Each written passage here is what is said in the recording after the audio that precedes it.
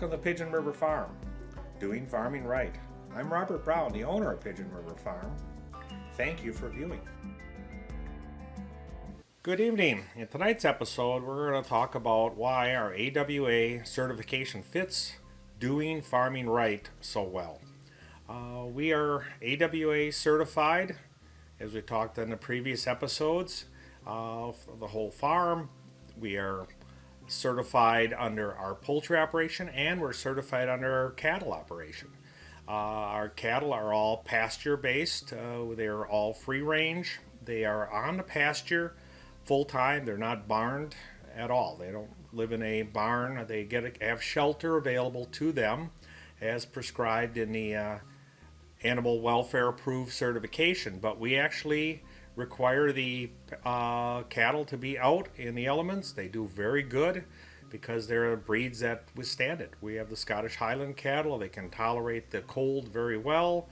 The only time of the year we actually have any challenges with the Scottish Highland cattle are during the summer, and we provide sunblock for them. We have a sunshade area that works out really well. The aim really of a pasture system per the animal welfare approved standard is to put the animal in a natural environment, an environment that would be how they would be in nature. I've had the luxury of being over to Scotland, had a chance to see the terrain and where the Scottish Highlands are indigenous to, and it is slightly different here in Wisconsin, but our temperatures are very similar, and they thrive very well in a natural setting. We provide a feed for them during the winter months. They do pasture, graze even during the winter on stockpiled hay that's out naturally growing, that is covered by the snow. And then additionally, we provide round bales for the cattle to eat. And of course, during the summertime, you have the luscious pastures that we have on the farm here. We do require a number of things to have the animal welfare approved standard. The animals have to be left in a natural environment. They have to be checked and protected from any injury that may occur. Have to have proper fencing. We do have real high quality fencing. We invested very heavily in extremely good fencing. I've never had an animal breach it or an animal get hurt with the fencing. We use a combination of electric fence in about half the farm, and the remaining has got a woven wire design that also is intended to work with the poultry, so it runs dual purpose to keep the predators out, but keeps the cattle in, the predators out, and the chickens happy as can be. There is some requirements for space for indoor. So if in the situations where either extremely inclement weather, and as I've talked about in previous episodes, to us freezing rain is the most significant. Snow, sub-zero temperatures are even fine. We just don't like that 35 degrees Fahrenheit and raining. Like I mentioned earlier, the Scottish Highland cattle and also our Black Angus really have a little challenge when it comes to extreme heat. So we've done two methodologies. One is we have a lean-to that's a very large, relatively new lean-to that the cattle can come under. They come up the trail and there's watering both on pasture and underneath the lean-to, and then get out of the sun there. And then respectively, and it's extremely hot, relatively rare in northern Wisconsin, but once in a while we'll get the high 90s, 100 degree Fahrenheit temperature with high humidity.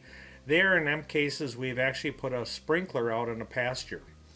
Just like a little kid playing in a sprinkler, the cattle will go through there, get themselves wet, and they are able to cool off and maintain their body temperature. We have a number of older cows, and them older cows are, of course, going to be a little challenge. Some are getting up in the mid-teens, and that's getting relatively old.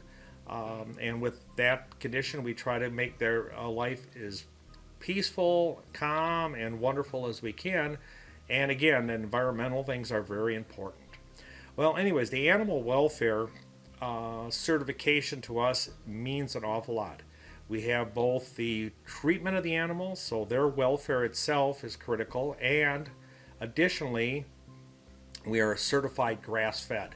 So that means the animals have no access to grain whatsoever. From calf to finished, they are 100% grass fed and finished the day they're processed. The cows, of course, are continuously on some form of grass.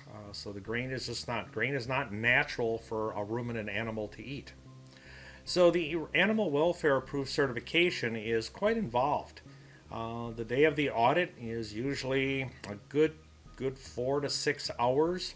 They review all of our records. Our records have to be very detailed, and they do an examination of our pasture, our feeding methods, our fence, and of course the cattle, and how the condition of the cattle.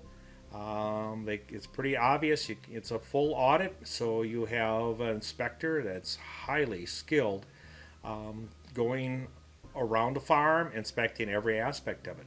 It's helpful too. It isn't always necessarily a bad thing to have an audit because you'll find items that need to be addressed. These aren't necessarily a big problem, but we like to learn it, and often a professional eye coming in will see something that we don't notice. So again, I would highly recommend, if you're in the cattle business, the Greener World provides the animal welfare certification, animal welfare approved certification.